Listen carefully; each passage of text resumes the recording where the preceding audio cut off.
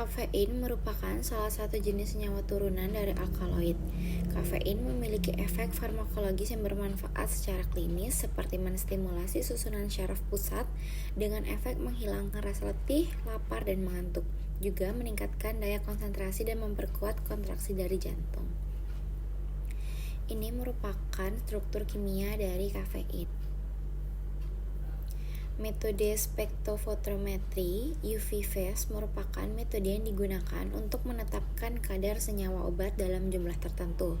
Metode spektrofotometri didasarkan pada penggunaan nilai absorbansi suatu senyawa yang diukur pada konsentrasi 1% bobot per volume dan dengan kurva yang mempunyai ketebalan 1 cm pada panjang gelombang pelarut tertentu.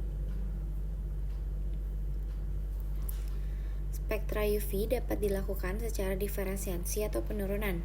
Spektra derivatif dapat digunakan untuk mengklarifikasi atau menjelaskan pita-pita serapan dalam spektra UV yang lebih kompleks.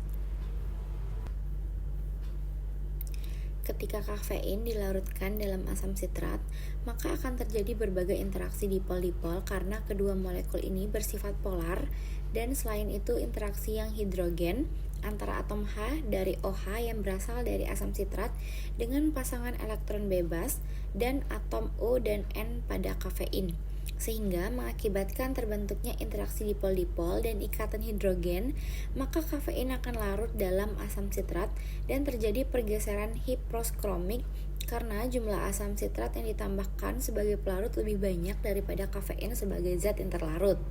Maka panjang gelombang maksimum akan tertarik ke panjang gelombang asam sitrat, di mana panjang gelombang asam sitrat lebih rendah dibanding kafein. Maka hal tersebut dikatakan terjadi pergeseran hipokromik dan diamati pada puncak atau peak absorbansi antara kafein yang dilarutkan dengan metanol, dan ketiga senyawa ini bersifat polar pada pergeseran hiposkromik juga dialami oleh zat yang bersifat polar juga. Jika terjadi peningkatan peak, maka terjadi efek hiperkromik dan jika terjadi penurunan peak, maka terjadi hiposkromik. Dengan disimpulkan, terjadi degradasi pada struktur kafein akibat penambahan asam sitrat karena adanya pergeseran panjang gelombang secara hiposkromik dan penurunan absorpsi.